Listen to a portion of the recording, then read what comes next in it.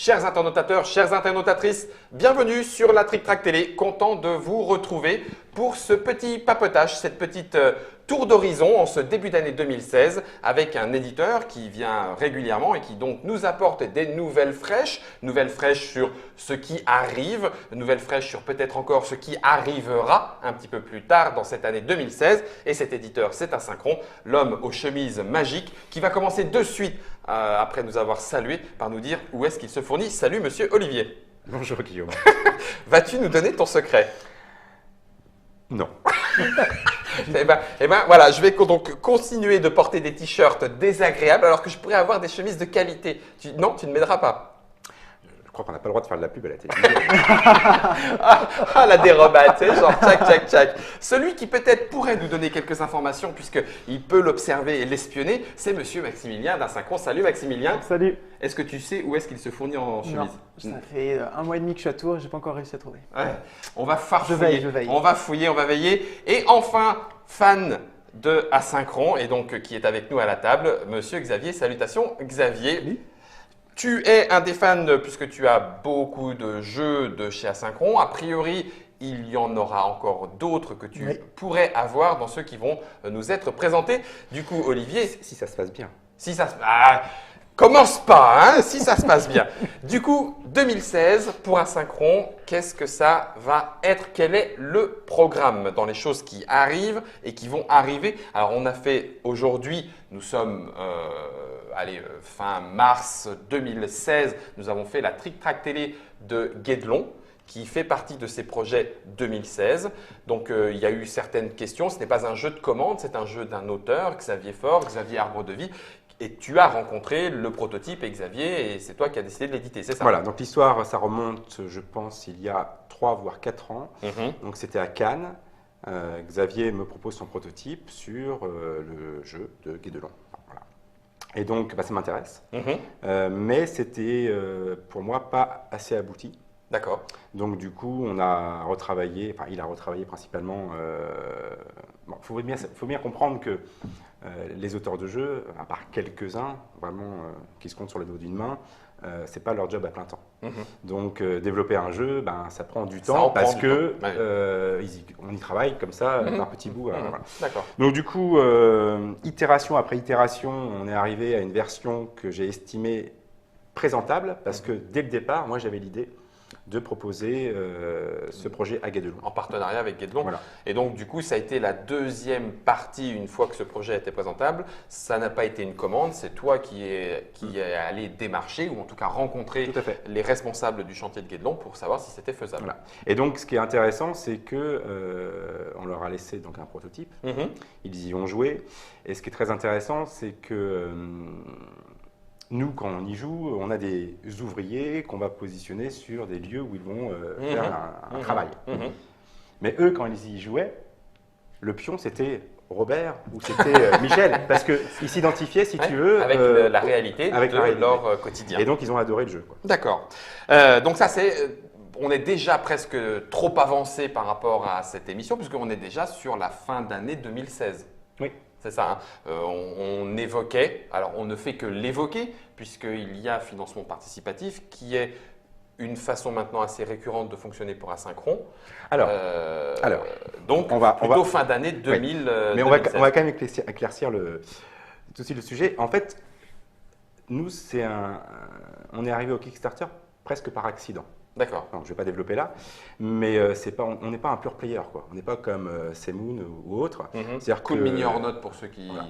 Semoon, c'est M-O-N. Voilà, Donc voilà, donc il se trouve qu'on a eu la possibilité et des succès sur du financement participatif, mais ce n'est pas notre idée de faire que ça. D'accord. Et cette année, on va avoir au moins 2 ou 3 jeux qui vont être produits de manière traditionnelle et avec les canaux de distribution traditionnels. D'accord. Asynchron, du coup, 2016, là, grosso modo, je te prends un petit peu au débeauté, mais ça sera combien de jeux pour l'année 2016? Tu as déjà une idée du calendrier ou Maximilien? On a déjà… Donc, on a eu 3 grosses nouveautés depuis le début de l'année. Oui. On va avoir Mare Nostrum, normalement Guédelon. On devrait avoir Viking. 879 Viking. Oui. Et il nous en reste un, Guadalcanal, qui va sortir. D'accord, prochainement. On en est donc à 6. Voilà. Sachant qu'on travaille aussi sur Des Hannibal. Animal, une réédition? Une réédition qui est faite par D'accord. Phalanx. Ok. Parce qu'on a un oui. partenariat avec Phalanx qui est assez intéressant. On a fait Race to the Rhine. Mhm. Il y a Race to Moscou qui est en préparation, donc on suit ça avec attention. Oui, mais pas forcément 2016. Non, pas forcément D'accord, 2016. ok. Et eux, ils nous ont pris Mare Nostrum pour avoir la version polonaise. Et on est très intéressés pour avoir Hannibal de chez eux. D'accord. Et puis, on a encore 2-3 petites surprises. Dans l'escarcelle. On va commencer du coup, tu disais déjà 3, là on est en mars 2016 sur 2016. Donc les 3 sont... Alors, on va commencer par Race to the Rhine. Donc on l'avait présenté en Trick Track Télé, Wargame 2015, Golden Geek 2014, je pose ici, voilà, ça sera beaucoup plus facile. Il a été présenté, donc c'est un jeu de chez Phalanx, ça tombe bien, on en parlait, qui a été présenté en Trick Track Télé, donc Oui, par Guillaume Bouilleux, dans les...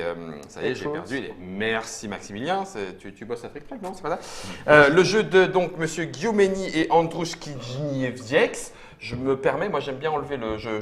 C'est un open the box. C'est un open the box, on va en profiter. Quel a été le travail que vous avez mené sur Race to the Rhine? Est-ce qu'il y a une localisation ou un retravail? J'ai fait un article il n'y a pas longtemps sur le Quatermaster, puisque là il y a eu un travail particulier.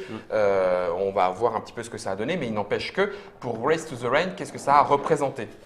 Sur Race to the Rhine, c'est relativement léger, puisqu'on a quand même passé pas mal de temps à réécrire les règles. D'accord. Parce qu'on estimait qu'elles n'étaient pas forcément super bien organisées. Oui. Après, le travail de localisation, c'est la boîte et les règles, parce que les cartes sont avec soit des mentions en français, soit des mentions en allemand, soit des mentions en anglais, suivant le type de carte. D'accord. Donc, il n'y a pas de traduction à proprement parler. Ok.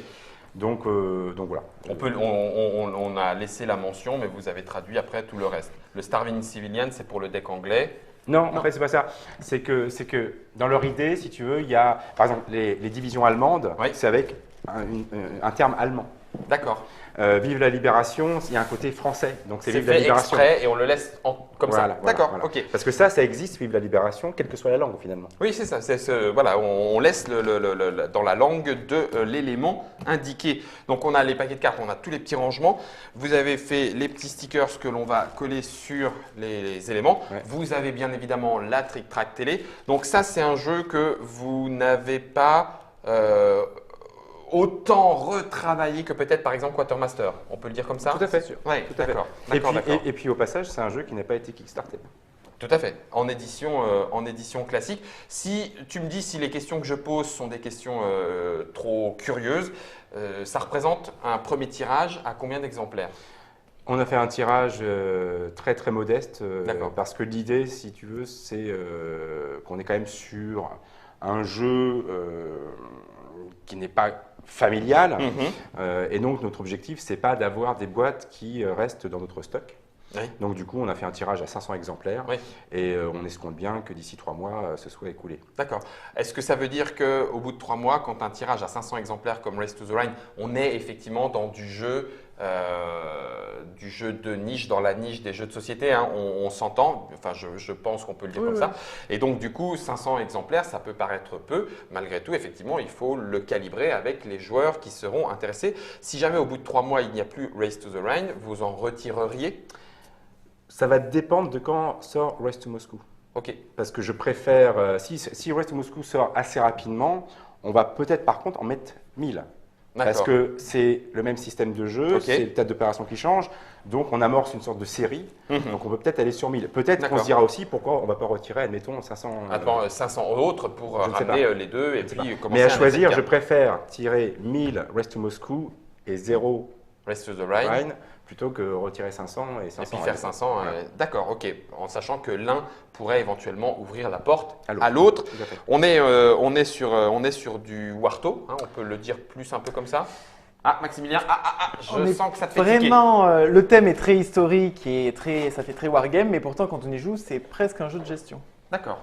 Donc on est plus une course. sur un jeu de plateau que sur un wargame, quoi qu'il en soit. C'est un jeu de plateau et c'est une course. Et c'est une course. C'est une course. Il y a donc et la configuration à 3, donc on peut y jouer en solo, à 2 ou à 3. Lorsqu'on y joue à 2, on a 2 configurations, Montgomery, Bradley ou Bradley et Patton. Et à 3, c'est juste génial parce que souvent dans les jeux de société, 3, c'est une configuration un peu bancale. Oui, Parce 2 qu'on se- contre 1. Voilà. La- Alors que là, ça ne se pose pas. Il y a Oui, pas- oui. Le 2 contre 1 ne peut pas se faire vraiment. Ouais, d'accord. Voilà. D'accord, Donc, c'est une d'accord. course. Et puis, du coup, la version solitaire qui nous permet de marquer effectivement nos petites réussites sur Tout à fait. en tant que joueur. Ça, c'est Race to the Rhine et c'est arrivé, ça arrive. C'est arrivé, donc là c'est D'accord. disponible dans toutes les bonnes crèmeries comme on dit. Oui. Et puis on a une petite extension qui s'appelle Red Ball Express, Ok. donc 9 cartes qui permettent On va la mettre de en caméra planifier un déportée. peu mieux sa course. Elle était prévue dans l'édition de Phalanx. Elle était Dans déjà la présente réédition, Phalanx. dans la réédition. C'est ça. D'accord. Donc du coup, vous l'avez dans incorporé directement À dans part. la boîte. Non, À on n'a part. pas incorporé ça. Pour à ceux qui part. le demandent. D'accord, ok, impeccable.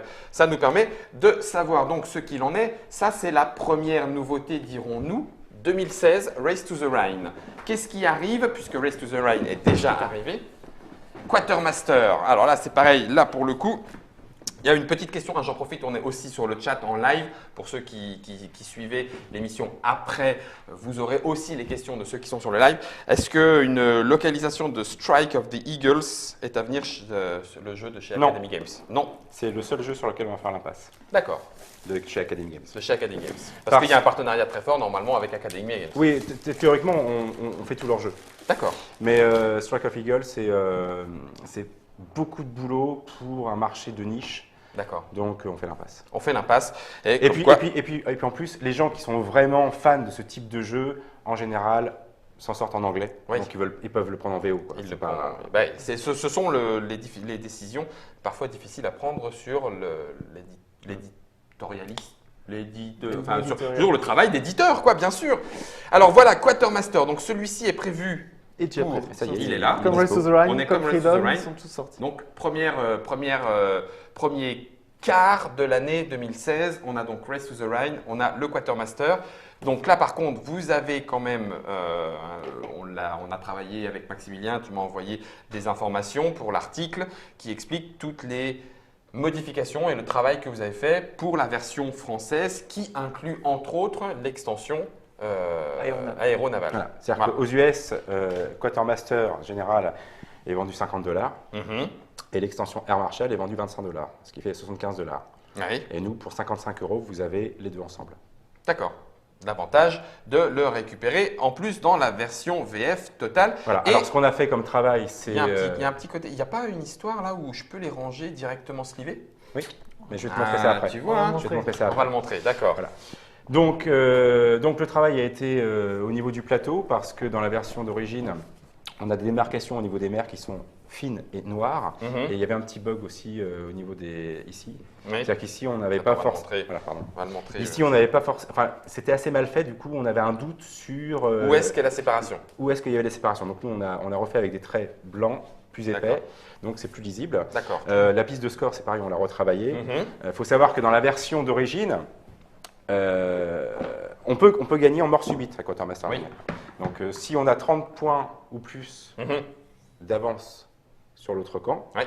à l'issue du tour américain, on gagne. Ça, c'était une règle qui était optionnelle dans la version d'origine. Mhm. On a considéré qu'elle était indispensable pour créer la D'accord. tension. Donc il y a eu pas mal de choses à ce niveau-là.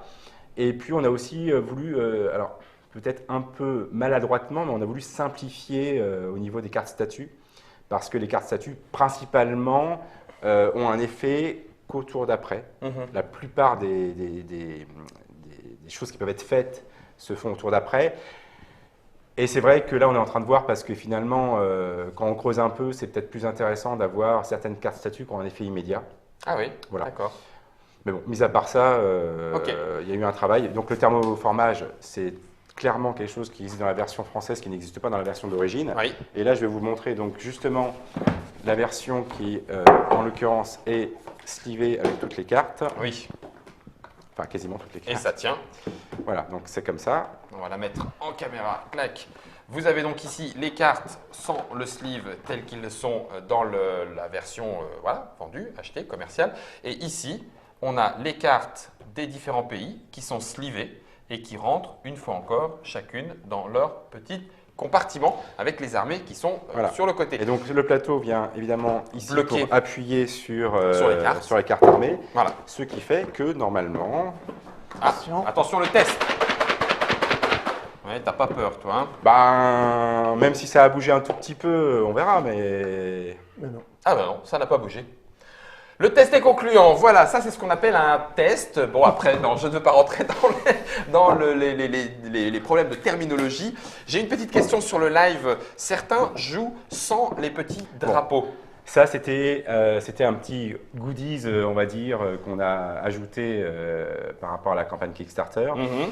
Et en fait, c'était une fausse bonne idée qui devient une bonne idée. Qui finalement redevient une bonne idée. Ouais. J'essaie de suivre. Oui, c'est ça. La fausse bonne idée, c'est que par clarté, sur le plateau, on avait dit, bah tiens, c'est bien, tu mets un petit drapeau quand c'est un endroit où ça te rapporte des points de victoire. Oui. Comme ça, visuellement, tu vois tout de suite. Bon. Où est-ce que sont tes points Voilà. de Mais en victoire? fait, c'est un peu laborieux à mettre en place. Donc, du coup, Oui, c'est pas de la terrible. manipulation. Ok. Par contre, pour certaines cartes statuts, par exemple l'italien, il peut jouer une carte statut qui fait que chaque flotte présente sur le plateau lui rapporte un point de victoire. Mare Nostrum. Ah oui, d'accord.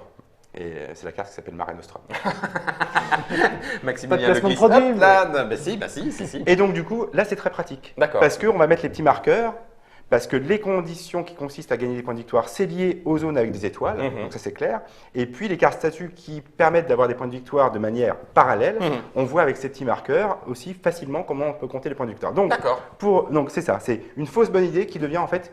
Qui devient intéressante à Ouais. utiliser malgré tout. Donc c'est comme ça qu'il faut plutôt l'utiliser. Il faut plutôt l'utiliser avec cette partie-là. Et il y a donc la petite carte là. Hein, je Voilà. vois que tu l'as préparée. Donc ça c'est un petit pareil, une petite extension qui était liée à la campagne Ah oui, Kickstarter. les cartes.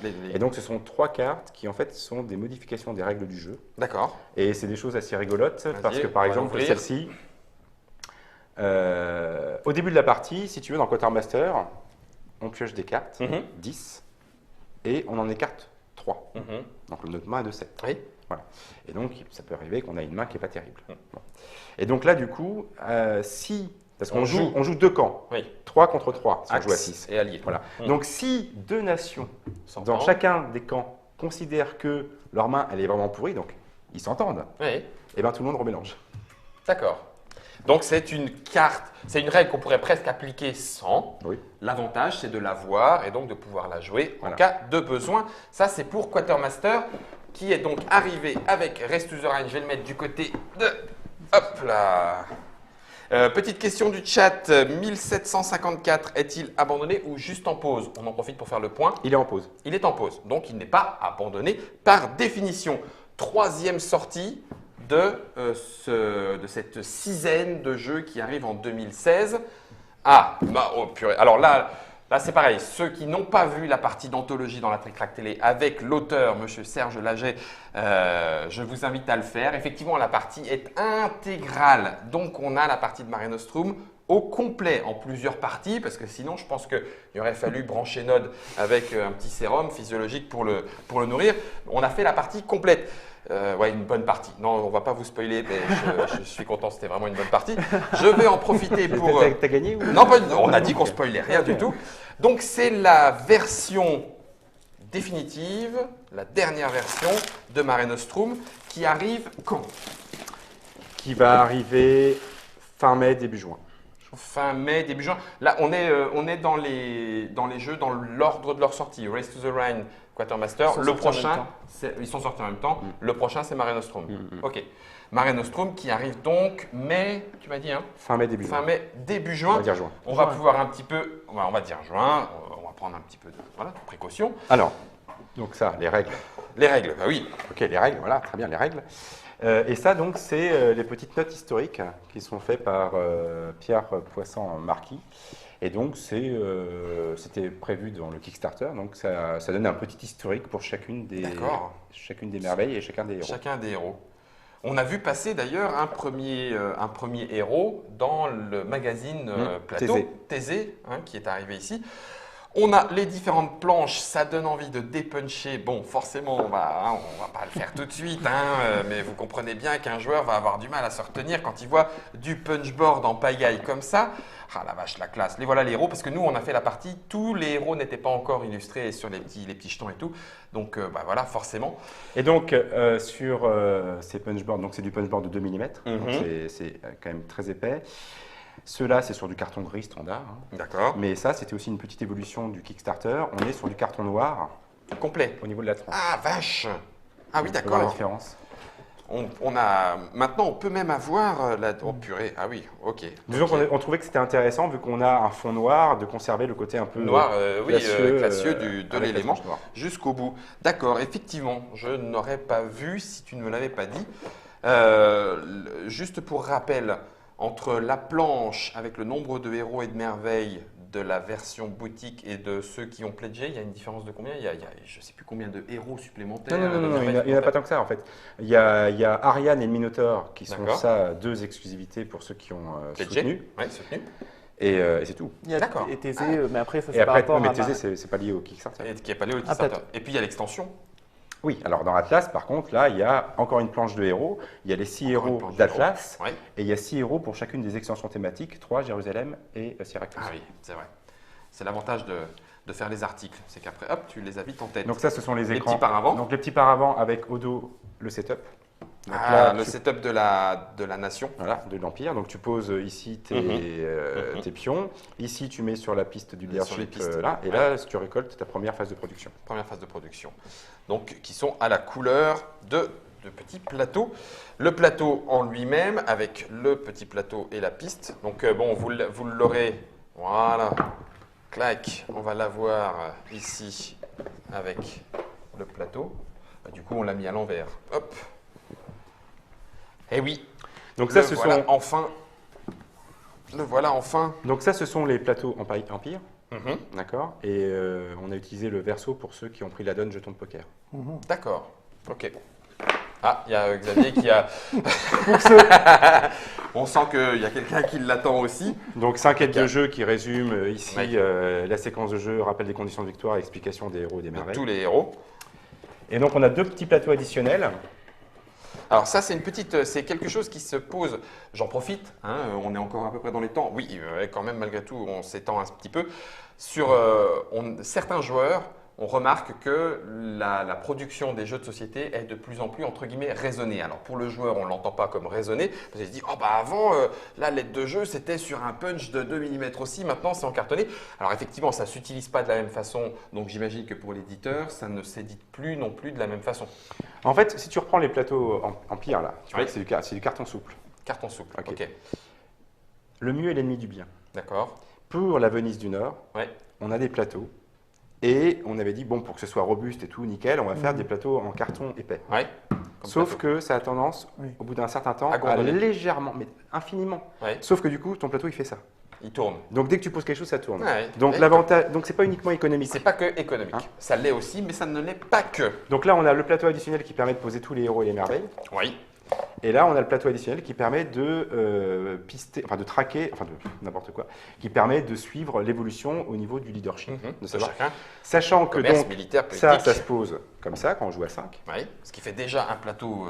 Hein, Ouais. assez Quand long. on joue à 4, on met ça ici Et et on ça vient recouvre recouvrir. le joueur, enfin les Babylonien. parties voilà, Voilà. qui ne sont pas dans Et la quand on partie. joue à 2 ou à 3, on met ça ici et ça vient parfaitement recouvrir le joueur qui ne joue pas. Donc D'accord. on a à chaque fois la taille du plateau qui correspond au nombre de joueurs.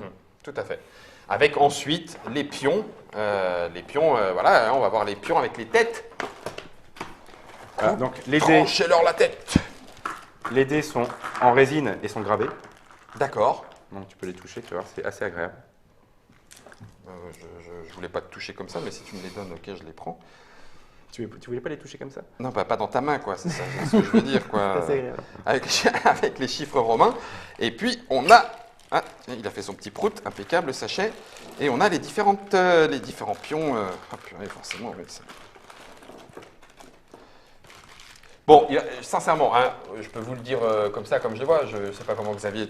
Sur le coup, je me suis dit, la vache, voir toutes ces têtes tranchées sur le plateau, ça va faire sanglant. Parce que du coup, quand tu vois les têtes qui dépassent, tu fais, bon, bah les gars, ça bastonner, quoi. Tranchez-leur la tête. Impec, impec. Et puis, du coup, les petites trirèmes, comme vous pouvez le constater, les différents pions, l'égyptien, le romain... Non, oui, si, le grec, impec, le babylonien Carthaginois. et le carthaginois. On les a tous. On les a tous. C'est Voilà. Et donc dans le thermoformage, on va pouvoir ranger ici tous les jetons, donc les d'accord. triés. Ouais. Ici, on va ranger les différents sets de pions. Oui. Ici, on va ranger les impôts. Ici, les caravanes, tout ça. Là, les tuiles Héros et Merveilles. Mhm. Et quand on remet tout ensemble. Et qu'on met le plateau, tu Alors là, obtiens- je l'ai pas. J'ai oublié de prendre ma boîte. Mais quand on remet tout ensemble, c'est un peu le même principe que pour Quatermaster. tu peux secouer. Je fais ça et puis. Et ça, Voilà. ça soutient. Et ça, c'est prévu pour ranger tout ce qui est Atlas. C'est prévu pour être rangé dedans. Donc ça, c'est pour Atlas. Ah oui, d'accord. Ça, c'est pour les cartes événements de Syracuse 3 et Jérusalem. Mhm. Il reste de la place pour mettre les tuiles Héros et Merveilles. D'accord. Donc on pourra ranger les deux en un. Les deux sont prêts. Il Voilà. n'y a pas intérêt à ce que M. Laget ait d'autres idées, hein, parce que sinon il n'y a plus de place dans le thermoformage. Il va falloir refaire un autre thermoformage ou alors le pimper. On va remettre, hop, un petit peu. Ça va faire couiner là. Là, je sens que ça va couiner. Parce qu'on va le remettre à l'arrache. On va le faire après. On va le faire après. Ça marche. Un peu maniaque. Donc ça, ce sont les 3 boîtes jusqu'à, on va dire, juin Mm. 2016. Mm. On a parlé de Guédelon qui arrive fin de l'année. Et ça nous fait quand même que 4. Il nous en manque 2 là. Alors il va y avoir donc 1754 est mis en pause D'accord. au profit de 879 Vikings. Donc la campagne Kickstarter, donc même système que 1812-1775. Donc la campagne Kickstarter va être normalement lancée en juin, D'accord. mais nous ne la rejoindrons pas Ok. parce que on préfère gentiment attendre de savoir exactement quel va être le contenu de cette campagne. D'accord. Et par contre, derrière, on lancera probablement des précommandes une fois qu'on sait que le jeu sera produit, parce qu'avec Academy Games maintenant, Chat échaudé, crâne voilà, on va faire en sorte en fait de proposer quelque chose quand on est certain que le jeu est en production. D'accord. Mais ce que je sais, c'est que ils veulent faire un peu comme on a fait finalement pour Mare Nostrum, Mhm. c'est-à-dire qu'il va y avoir une boîte de base D'accord. et des stretch goals qui vont venir alimenter une boîte d'extension. Ok. On est quand même sur du 2016 malgré tout Viking. Academy Games me dit qu'ils veulent le jeu pour SN, donc on verra bien. Bon, alors c'est un 5e, mais qui sera peut-être un 2017. On attend de voir. Et le dernier, le 6e du programme. Guadalcanal qui arrive en mai-juin, normalement plus mai d'ailleurs. Voilà. Guadalcanal qui arrive donc en mai avec le reprint du Réveil de l'ours parce qu'on est en Oui, rupture oui. et aussi le reprint du solo parce qu'on est aussi en rupture. Ah, bah, c'est bien. Mais ça, il arrivera un peu plus tard. Solo arrivera plus tard, sûrement plutôt l'été. Voilà. D'accord. Donc du coup, ça fait que on a une premier quart de l'année Quatermaster Race to the Rhine, deuxième quart moitié, on va dire. Et puis pardon. Freedom. On avait Freedom oui, au début t'as raison. d'année, Il y avait Freedom, coopératif il y a un de petit Brian peu, Mayer. Deuxième quart Mare Nostrum et puis Guadalcanal. Hein. Ensuite, troisième, quatrième quart Guédelon et peut-être Vikings qui devrait normalement clore. Ce qui nous amène donc à cette fin d'émission puisque nous venons de faire avec Maximilien et Olivier, que je remercie, l'année 2016. Et puis il y a quelques surprises. Oui, on Mais ça, verra. t'as pas le droit de, hein. Non, mais ça, on verra. Tu veux pas On teaser? verra. Par contre, j'ai quand même tout de suite une petite annonce à faire.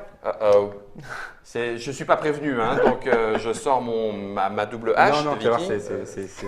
c'est sans douleur. C'est sans douleur. Vas-y, je t'attends. Non, c'est simplement C'était du qu'on participe au petit festival qui a lieu à Saint-Rémy-la-Varenne, c'est près de Saumur. D'accord. Chaque année, quasiment, on le fait parce que c'est un super petit festival. Et on va en profiter pour faire une bêta-test du fief grandeur nature. Vache. Donc, quand je parle de fief grandeur nature, en fait, il s'agit simplement de considérer que plutôt que de jouer à 6 joueurs Autour du plateau de fief. autour du plateau, sachant que chaque joueur peut avoir plusieurs personnages, Mhm. on va jouer à 18 joueurs. Chacun des personnages. Voilà, 12 hommes, 6 femmes. Ha bah, bravo l'équilibre. Mais bon, c'est un jeu médiéval, Voilà. tout ça. Bon, ok. Donc, on va lancer un petit KS là-dessus, puisqu'en fait, il y aura simplement. Un KS, non? Si, Ouais, un KS. si, ouais. Pour s'inscrire, venir. Ouais, pour s'inscrire, ça va être plus simple. Que... Avec les costumes, Voilà, enfin bon. la nourriture. Ouais, ça. En Le fait, logement. c'est sur un Le week-end. logement, C'est d'accord. sur un week-end et donc ça va intégrer l'hébergement dans un gîte qui est attenant, le fait de jouer à Fief, et puis on a aussi une petite compagnie qui sont costumées et donc on fera des interludes, c'est-à-dire que quand au bout de quelques heures, il y aura un mariage ou l'élection du roi, eh bien, tout ce petit monde fera une petite procession pour descendre dans la clairière, et puis là, on fera la double blanc, et puis hop, après, on remontera. Voilà. Eh ben, écoute, donc ça, c'est prévu pour C'est le premier week-end de juillet, premier week-end de juillet. et ça se passe à Saint-Rémy-la-Varenne, près de Saumur. Ça marche, lieu historique s'il en est. Xavier, juste pour que quand même tu me rassures, tu vas les prendre tous là, les jeux de la gamme asynchron ou... Il manque juste Race to the Ring et puis Et puis c'est bon. ceux qui sont pas sortis encore. Ceux pour lesquels tu patientes en réfrénant tes envies. J'ai une dernière petite question sur le système par rapport à Asynchron. Certains, Monsieur Péco, là sur le forum, sur le chat, demandent est-ce que, comme GMT, un système de P500 plutôt de Kickstarter, quel est Ouais, alors ce qu'il faut bien comprendre, c'est que le marché américain n'est pas le marché français et un Oui. P500 pour le marché américain, c'est comme si on faisait un P50. Ah oui, et donc Parce du que- coup un P50 français, ça serait un petit peu Voilà, grognon, donc, quoi. non, mais je pense on va par contre, encore une fois, il y a des projets qu'on va mener avec une plateforme de financement participatif qui en l'occurrence est Kickstarter. Mhm. Et puis d'autres sur lesquels on va clairement aller sur un système de précommande. D'accord. Tout simple. Oui. Par exemple, Vikings, on aura un système de précommande. D'accord. Les choses peu à peu, avec l'expérience, les déboires et les différentes Non, mais c'est pas lié- éléments, c'est- ça permet d'organiser. et C'est de- pas lié au déboire. Parce que, une opération Kickstarter, c'est pas uniquement prendre de l'argent. Mhm. Une opération Kickstarter, c'est une opération de com. Je veux dire, quand on s'appelle Asmodée, on a la capacité marketing de faire de la pub et de distribuer ses jeux Mhm. et limite de les imposer. Mais nous, on n'a pas cette capacité-là. Donc, à un moment donné, C'est aussi la une force. campagne de financement participatif nous permet Mhm. de faire parler du jeu Mhm. et d'avoir une visibilité pour que les gens après décident Oui. ça m'intéresse, ça m'intéresse pas. Avec les risques que cela incombe. Et le P500 est une autre façon d'organiser les choses, chaque chose à sa place. C'était l'année 2016 pour Asynchron sur la Trick Track Télé. Merci Olivier. Merci Guillaume. Merci Maximilien. Merci à toi. Xavier, dès qu'on a nos boîtes, on se retrouve et puis on fait une petite partie. Ça marche. Et puis en attendant l'année 2017 pour Asynchron, mais j'espère bien pouvoir vous montrer ce qu'est une partie de Vikings parce que ça me tente bien, en plus du reste. Hein. Et en attendant, merci à Note pour la réalisation, merci à vous d'avoir participé à cette Trick Track Télé et de l'avoir regardé. On se retrouve pour d'autres aventures et maintenant c'est à vous de jouer. Bonne partie!